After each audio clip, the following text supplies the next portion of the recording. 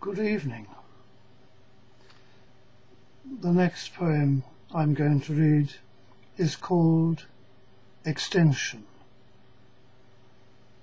I'm not sure if you will take my meaning in this prologue, but I just wanted to say that this poem, Extension, is really only a matter of sound. The most important thing about it is the sound of it.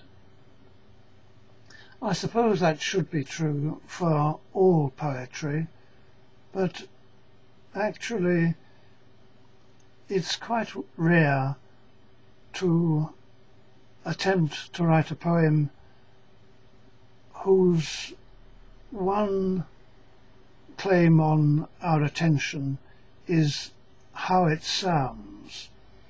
Obviously, meaning is another part of the equation, but in this poem I want you to try to suspend your critical faculties, if you can, and just listen to the sound. I sometimes, not with any great sense of purpose, but it's something which happens. I sometimes aspire to write poetry which should be as pure as I can make it. And that's to say, the listener should be untroubled by trying to grasp my meaning, and should only listen to the cadence of the verse and, I suppose, the music which it makes. Of course there is meaning there. There was meaning there when I wrote the poem, but I hope another thing I quite often aspire to is that the poem will fit any number of occasions, and that different people will see different things in the poem, will catch their own individual echoes, and perhaps even hear what they wish to hear.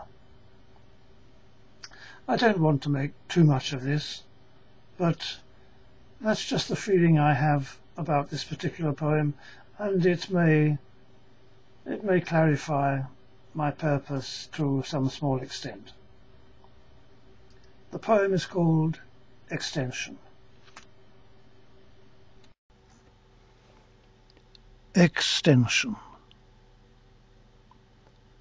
How deep are these foundations, and how sure the underlying bedrock? Permeable soil is fine for roots. These first green shoots will flourish there. The edifice requires upholding strength. How soon before such playfulness need cease, lest full-blown passion overflow its bound? The countryside is quiet, the warm air still.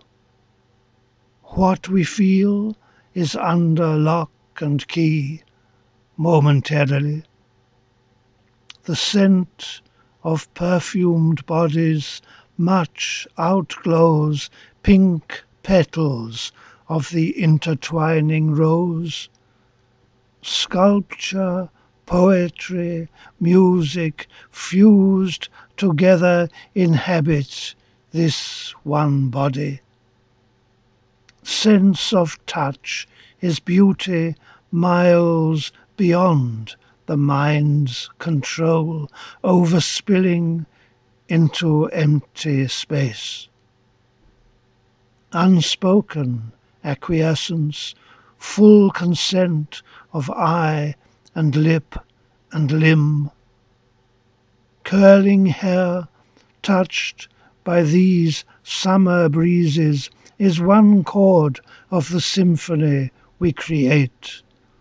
Tonality extraterrestrial in scope, in content fire, unconsuming, clear, cleansing without burning. Cleave together, then, devoid of cleavings, separation, joined in mutual ecstasy of longing.